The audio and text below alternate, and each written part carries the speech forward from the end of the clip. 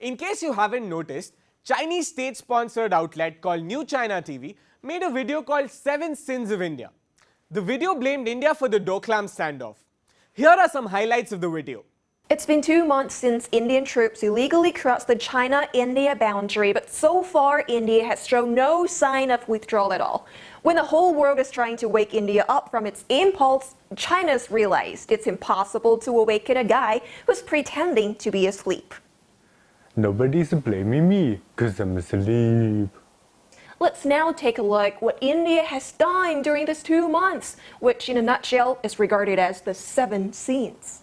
On June the 18th, Indian border troops carrying weapons and driving bulldozers illegally crossed the delimited boundary into the undisputed Chinese territory. How's it feel shooting yourself in the foot? India's so thick-skinned.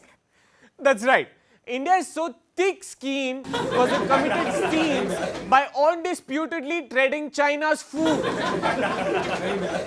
I guess the Chinese government found the only 2 people in China who could actually speak English. But let's break down the video bit by bit.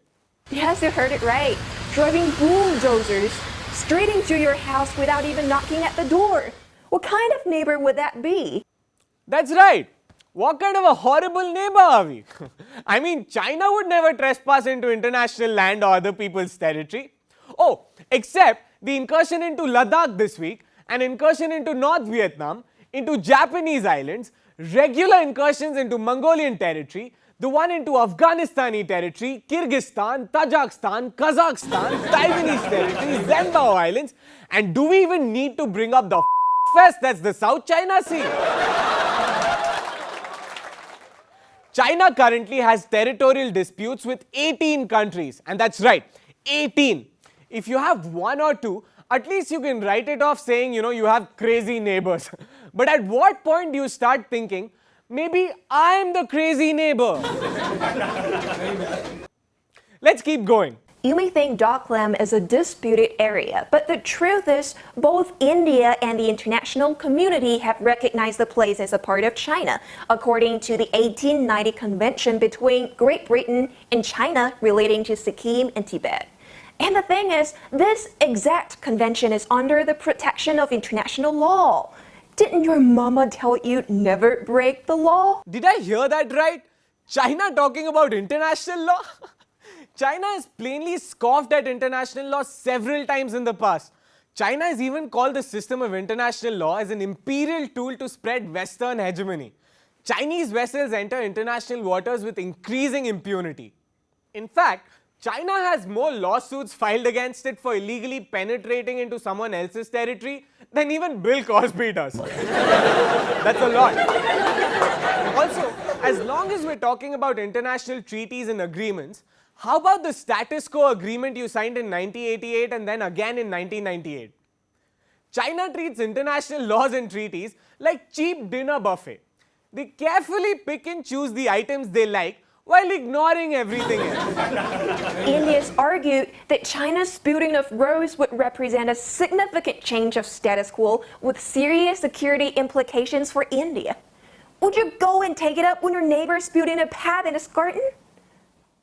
He's building a path in his garden? I mean, That's right. We shouldn't interfere in their business. Because China doesn't like interfering in other people's business, right? They don't care what you do or who you talk to. It's not like they complain when other countries do something that they don't like.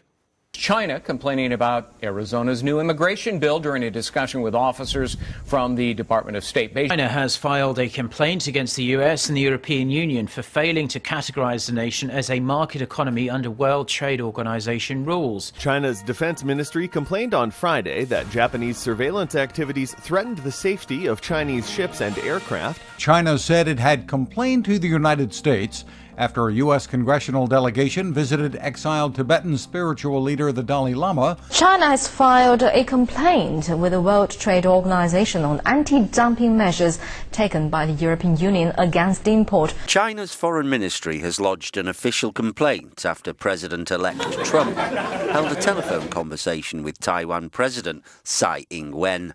Oh, that's right. All they do is complain, constantly whine and poke their weirdly shaped noses into other people's business. The Bhutanese authorities have clearly told Chinese officials that Doklam is not Bhutan's territory, and they're also confused by India's behavior.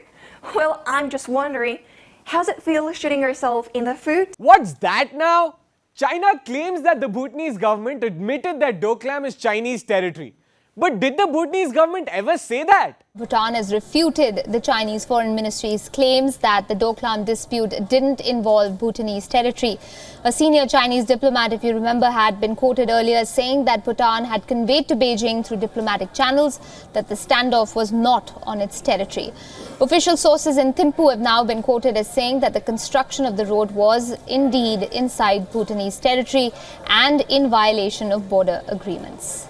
Okay, China, looks like your plan B is just to make shit up and simply say things that aren't true.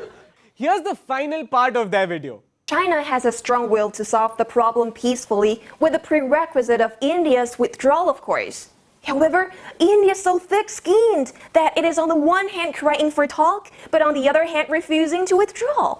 Listen guys, I think we're wasting our time arguing with China. It's like arguing with your crazy ex-girlfriend. She'll bring you down to her level and beat you with experience. Actually, you know what? China behaves exactly like your crazy ex-girlfriend. Think about it. They constantly read our messages, they don't understand the concept of boundaries, and they get really mad when we hang out with people they don't like. China, maybe it's time you develop some thick skin.